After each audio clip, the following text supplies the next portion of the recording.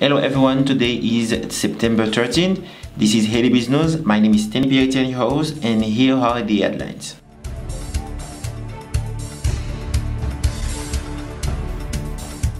Nearly 1 million people are at risk of hunger near the VARREUX site, says the FAO, the Food and Agriculture Organization.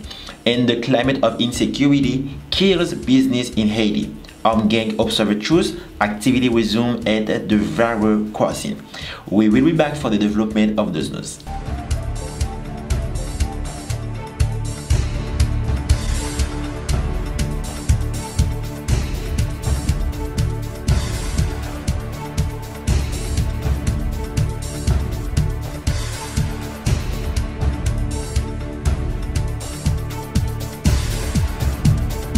Articles from the news we talk about here on this show are available on haitibiznews.com every day, so please go visit and read the articles. Before we jump into the news, we are inviting you to go and watch this latest video uploaded on the YouTube channel of SeeJeanty.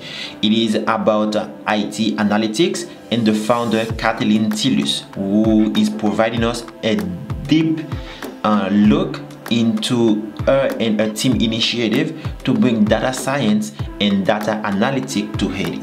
She's bringing a new type of profession to Haiti and is really inviting us to know more about this type of industry and field. So please go and watch this video on our YouTube channel, SeeJeanty on YouTube.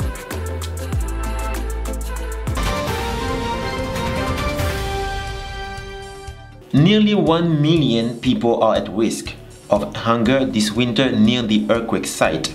In the south of the country shaken by the earthquake, about 980,000 people are expected to be severely food insecure, phase 3 or more on a scale of 5, between September and February 2022, including 320,000 people in phase 4 as a state of emergency, says the FAO, which is the Food and Agriculture Organization, in a summary document produced by 15 UN agencies and international NGOs taking stock of the state of this country's food insecurity.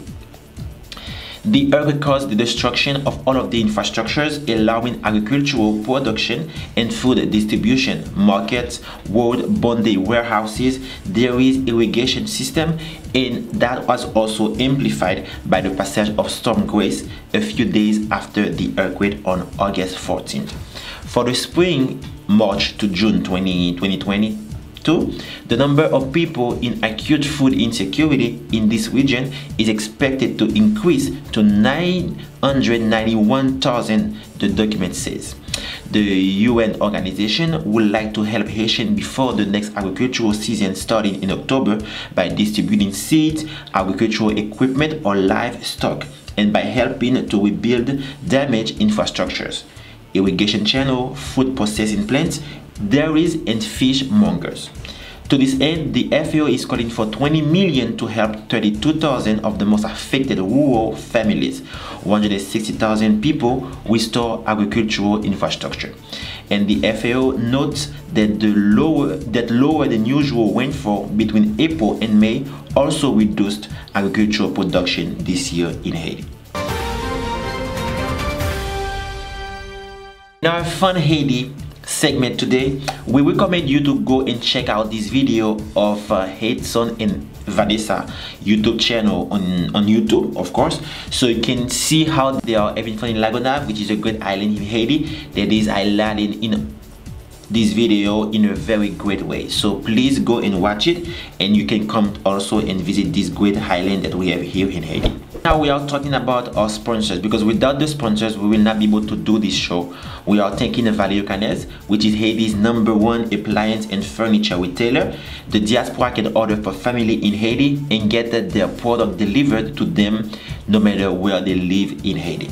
And also IPO Distribution, which is an export-based company that is exporting tobacco leaves, coffee, cassava, and so many other agricultural products, is looking for wholesalers in America. So if you want to do business with us, if you want to be part of this great service that this company is doing for Haiti, please contact us at info@ipo.solutions.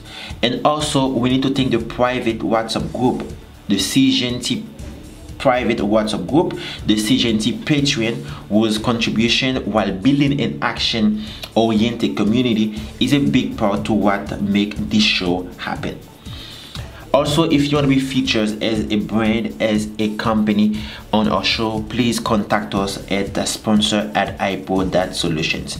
We are looking for sponsors to be featured on this show. Armed gang observe a truce. Activities resume at the VARREUX crossing. Less than 24 hours after the truce announced by the G9 gang leader, activity resumed at the VARREUX oil terminal. The roads were freed from the barricades and the bandits stopped shooting.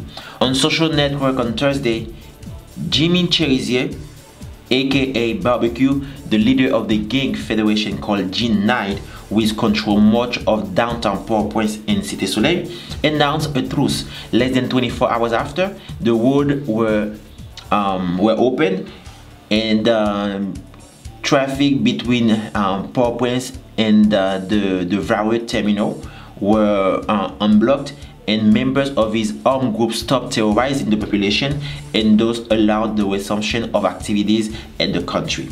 For Friday, September 10, 160 trucks filled with petroleum products of all kinds of different capacities, representing an outlet of 550,000 gallons of diesel and 650 gallons of gasoline, led the terminal to supply the market station toward the country.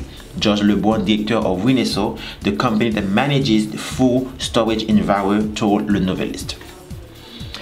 And we're quoting what he says: "We will work this Saturday and Sunday to supply the market. If we continue to operate without interruption, by Monday to Tuesday next week, the metropolitan area will be refueled. For about a week, the vast majority of gas stations in the metropolitan area have been closed because of the inability of oil companies to supply them as a result of the armed gang movement in the VARREUX area."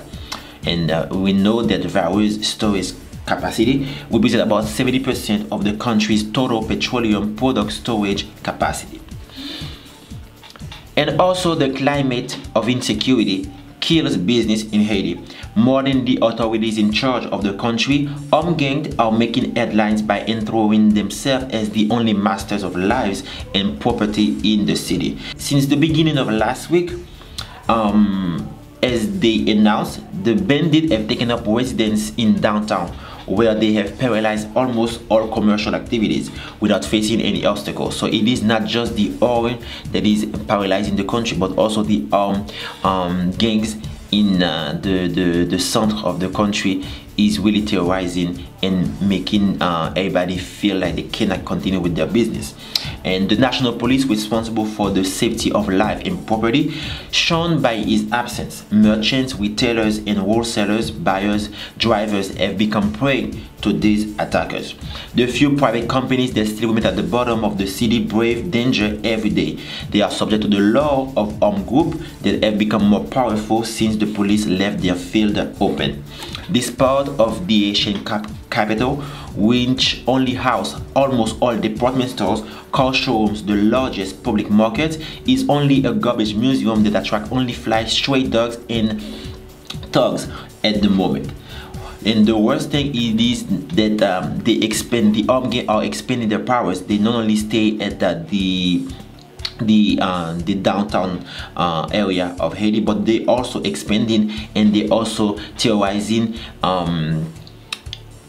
areas like Cité Soleil, Croix des Bouquets, Tabor, Delma, to name just a few other municipalities where normally things are very safe and calm. But right now, because of them armed gangs, they become also very insecure areas.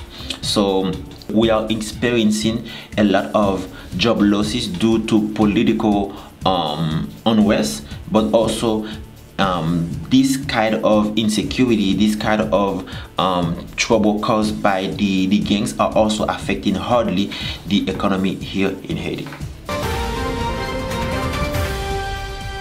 And as a last reminder, we want you to go and look at all the great content that we have for you on social media. Go and search SeeJeanty on Facebook, YouTube, Twitter, and Facebook, and you will be able to like, comment, share our great content that we have for you on social media. So please go and do that. That was everything for you today when it comes to Haiti BizNews.